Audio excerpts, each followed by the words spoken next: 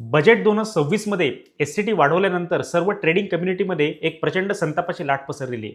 जर का आपण एस-टी-टीचा इतिहास बघितला तर 2004 साली पी चिदंबरम यांनी सर्वप्रथम एस-टी-टी इंट्रोड्यूस केला होता.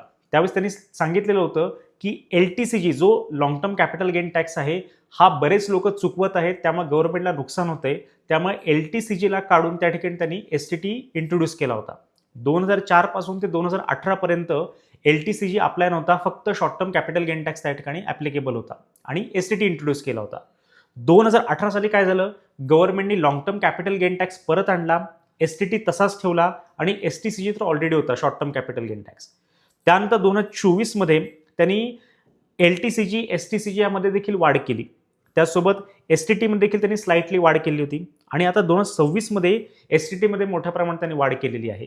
तर ही एक अत्यंत संतापजनक घटना घडलेली आहे आणि गव्हर्नमेंटला या पर्टिक्युलर गोष्टीवरती सिरियसली विचार करावा लागेल. या पर्टिक्युलर जो काही वाढ त्यांनी केलेली आहे, इनफॅक्ट एस-टी हा एंटायरली त्यांनी या ठिकाणी काढून टाकणं हे स्टॉक मार्केटच्या दृष्टिकोनातून फायद्याचं ठरणार आहे, कारण की ऑलरेडी इंडियन स्टॉक मार्केट हे अंडर परफॉर्मिंग आहे.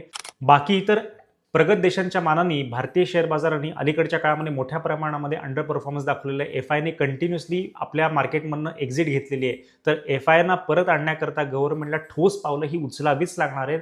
त्यामुळे हे जे काही प्रपोजल या बजेटमध्ये मांडलेलं आहे हे गव्हर्नमेंटनी तत्काळ मागे घ्यावं.